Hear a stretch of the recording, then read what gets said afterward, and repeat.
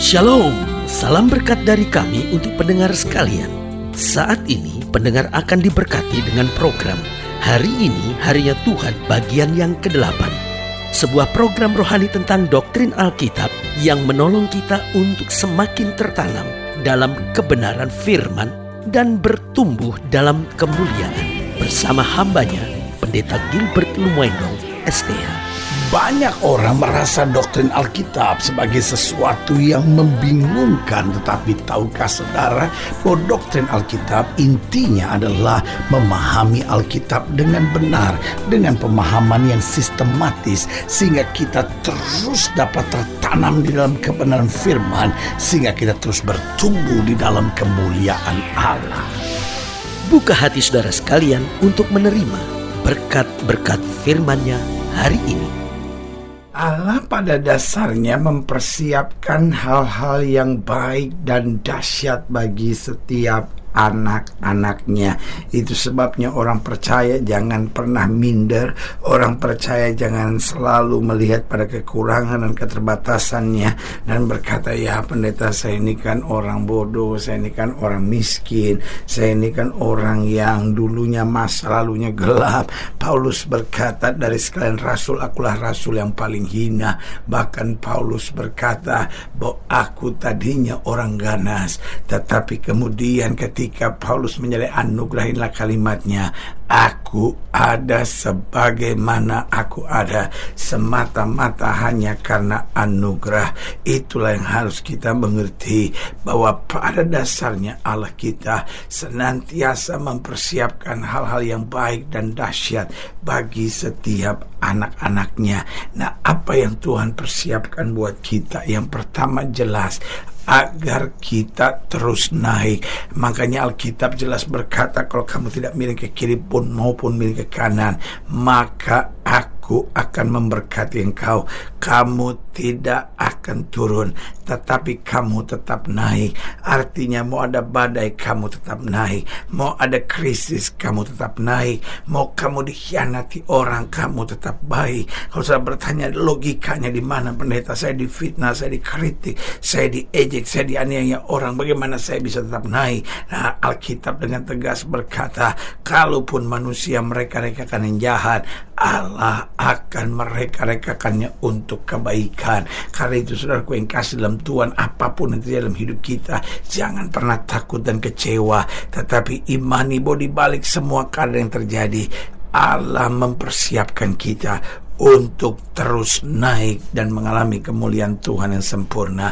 Yang kedua, rancangan Allah itu dahsyat dan baik bagi anak-anaknya, agar kita dapat terus menjadi saksi Tuhan, menjadi orang yang sukses, haleluya, menjadi orang yang menerima banyak mujizat, puji Tuhan. Tapi izinkan saya menjelaskan buat setiap saudara, Tuhan mau kita bukan hanya sukses secara materi, kita bukan hanya sukses dalam karir kita, tapi Tuhan mau sehingga dimanapun kita berada, kita boleh menjadi saksi Tuhan.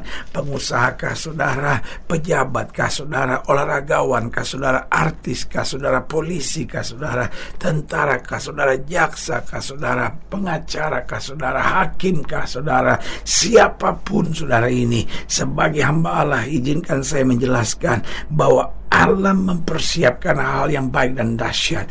Yang pertama, agar kita terus naik. Yang kedua, agar dimanapun Tuhan tempatkan kita, apapun profesi kita, apapun karir kita, kita dapat terus menjadi saksi Tuhan, haleluya. Yang ketiga, Allah mempersiapkan hal yang baik dan dahsyat bagi anak-anaknya, agar kita dapat menang atas masalah hidup.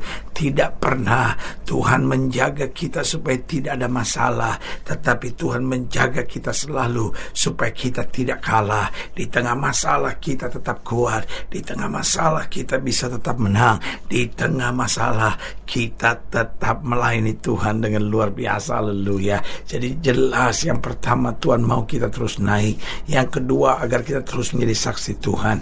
Yang ketiga, agar kita selalu menang dalam masalah-masalah hidup. Dan yang keempat, agar kita terus menjadi dewasa dan bertumbuh. Oh, ada banyak orang orang pikir rancangan Tuhan, wah saya sembuh, amin. Tetapi selalu saya bilang, buat apa kita sembuh kalau ujung-ujungnya kita masuk neraka? Sebagian kita berkata, aduh yang penting pokoknya saya tahu doa saya dijawab. Betul, doamu dijawab itu luar biasa. Tapi apa artinya doamu dijawab kalau engkau masuk neraka? Mungkin sudah berkata, apa artinya pendeta bahwa saya terima mujizat tapi saya masuk neraka? Apa artinya bahwa saya menerima jawaban doa saya masuk neraka? Artinya gini, kita boleh saja punya iman hebat, tetapi kalau kita tidak pernah bertumbuh dan menjadi dewasa, maka kekristenan kita akan menjadi kekristenan yang luarnya bersih tetapi dalamnya penuh dengan tulang belulang yang busuk. Sebagai hamba Allah, saya mau ingatkan, Allah mau bukan hanya kita aktif di gereja, bukan hanya kita menerima segala berkat dan mujizat, tapi lewat segala berkat dan mujizat yang kita alami, kita semakin dewasa, kita semakin bertumbuh, kita semakin disempurnakan oleh anugerahnya. Dan yang kelima saya pelajari, Allah mempersiapkan hal yang baik dan dahsyat agar kita dapat hidup berpengaruh dan bermanfaat. Karena itu hidup Kristen bukan hidup yang dipengaruhi dan ikut-ikutan, tapi hidup Kristen justru Tuhan beri kuasa. Makanya Alkitab berkata, kamu adalah garam dunia, artinya memberi pengaruh.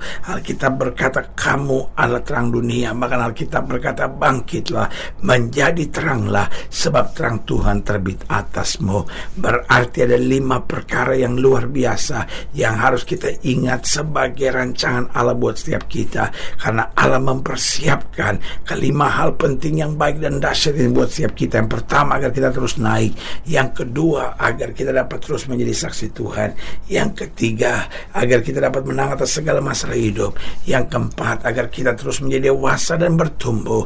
Dan yang kelima, agar kita dapat hidup berpengaruh dan bermanfaat. Haleluya. Saudaraku yang kekasih dalam Tuhan, selamat datang dalam program kita hari ini, harinya Tuhan, sebuah program rohani yang kembali mengingatkan kepada kita betapa pentingnya kita menjadikan firman Tuhan sebagai dasar keseharian hidup kita. Karena selama kita jadikan firman Tuhan sebagai dasar keseharian hidup kita, langkah-langkah ke depan kita penuh dengan kepastian, kemenangan, berkat, mujizat, dan perkara-perkara besar. Haleluya. Dan dalam program ini kita sedang membahas tentang Nazir.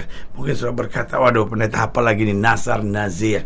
Nazar itu sebuah janji dan tekad kita kepada Tuhan yang kita sampaikan dengan sungguh-sungguh. Nazir adalah sebuah kehidupan yang benar, yang berkenan kepada Tuhan, untuk dipakai Tuhan, dipersiapkan Tuhan untuk apa saja yang Tuhan kehendaki dan Tuhan mau. Nah, ini yang kita mau belajar, Nazar dari Nazir. Saudara yang kasih dalam Tuhan, dalam program hari ini kita mau sama-sama belajar dari Bilangan pasal 6, Bilangan pasal yang ke-6 ayat pertama sampai ayat yang ke-12. Bilangan 6 ayat 1 sampai 12. Demikian firman Tuhan di bawah judul perikop hukum mengenai kenaziran. Bilangan 6 ayat 1 sampai 12. Tuhan berfirman kepada Musa, berbicaralah kepada orang Israel dan katakanlah kepada mereka, apabila seseorang laki-laki atau perempuan mengucapkan nazar khusus, yakni nazar orang Nazir. Jadi nazarnya Nazir untuk mengkhususkan dirinya bagi Tuhan. Jadi Nazir adalah seorang yang mengkhususkan diri buat Tuhan, sehingga apapun yang Tuhan kehendaki dan mau harus terjadi dalam kehidupannya. Ayat 3, maka haruslah ia menjauhkan dirinya dari anggur dan minuman yang memabukkan. Jangan meminum cuka anggur atau cuka minuman yang memabukkan, dan jangan meminum suatu minuman yang dibuat dari buah anggur, dan jangan memakan buah anggur baik yang segar maupun yang kering.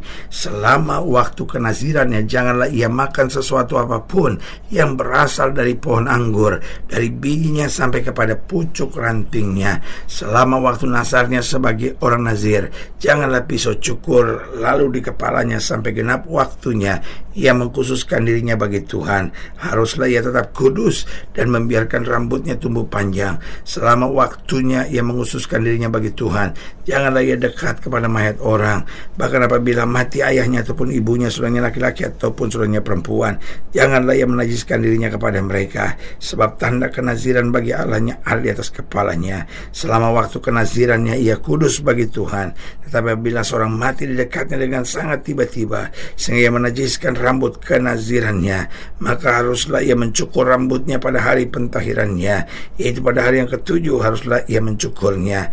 Pada hari yang ke-8 haruslah ia membawa 2 ekor burung tekukur atau 2 ekor anak burung merpati kepada imam ke pintu kemah pertemuan, maka haruslah imam mengolah yang seekor menjadi korban penghapus dosa dan yang lain menjadi korban bakaran, dan mengadakan pendamaian bagi dia, oleh karena dia telah berdosa dengan berada di dekat mayat. Pada hari itu juga ia harus menguduskan kepalanya dan mengkhususkan waktu kenazirannya bagi Tuhan. Ia harus membawa seekor domba jantan berumur setahun menjadi korban penebus salah. Hari-hari yang sudah lewat dianggap batal karena rambut kenazirannya telah menjadi najis. Saudaraku yang kasih dalam Tuhan, dari ayat bacaan ini kita melihat aduh kok rumit benar. Ada burung tekukur, ada korban bakaran, ada kambing domba yang harus dipersembahkan. Apa pula semuanya ini? Sebagian kita bertanya, kok repot banget ini nazar seorang nazar, ini maksudnya apa? Nah, saudaraku yang kasih dalam Tuhan, saya pelajari inti dasarnya. Kalau kita mau lihat seorang nazir Allah, yang pertama, nazir Allah haruslah orang yang konsisten. Jadi Tuhan kasih aturan-aturan yang rumit ini bukan untuk merumitkan kita, tetapi untuk melatih kita menjadi orang-orang yang konsisten. Dunia ini sedang dipenuhi dengan orang-orang yang angin-anginan, tetapi orang yang merupakan nazir Allah, yang pertama dia harus belajar untuk menjadi orang yang konsisten. Kebenaran adalah kebenaran, apapun harganya dia ikuti kebenaran. Yang kedua, nazir Allah harus selalu pegang komitmen. Artinya dia bukan seorang yang mudah berubah-ubah, dia bukan seorang yang mudah berkhianat, tetapi apapun yang dia sudah pegang komitmennya, dia akan tetap pertahankan. Oh, saudaraku yang kasih dalam Tuhan, Yesus diejek dan Yesus dihina, tetapi dia tetap bertahan pegang komitmennya sampai pada akhirnya. Dia berkata, Bapa kalau boleh cawan lalu, tapi biar bukan kehendakku melainkan kehendakmu yang terjadi. Dia konsisten, dia pegang komitmen. Yang ketiga, nazir Allah harus selalu berani berbeda.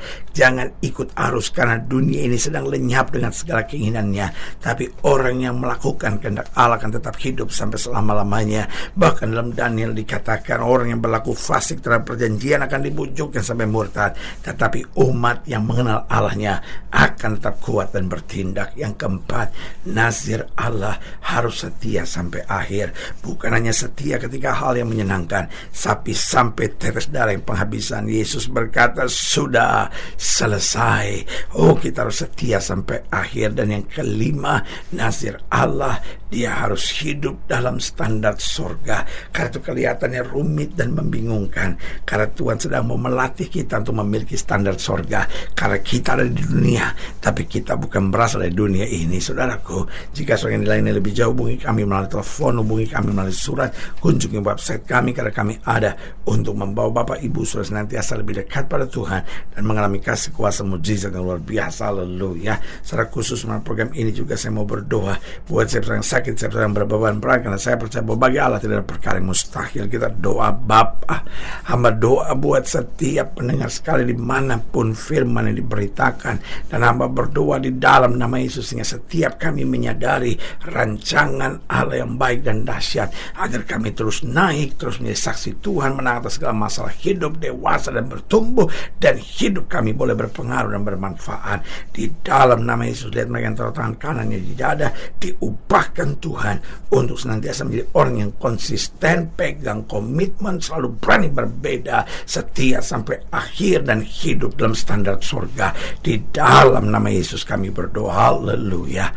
Amin. Saudara gue yang kasih dalam Tuhan, kita sudah berdoa. Ingat, Allah tidak pernah lalai menepati janjinya. Inilah saatnya buat kita untuk bangkit, bersemangat, bersuka cita dalam menghadapi segala perkara. Karena kita tahu Yesus hidup, Yesus berkuasa, dan selalu menyediakan terbaik buat anak-anaknya. Doa saya menyertai saudara. Sampai berjumpa pada program berikut, dan jangan lupa jadikan hari ini harinya Tuhan. Haleluya.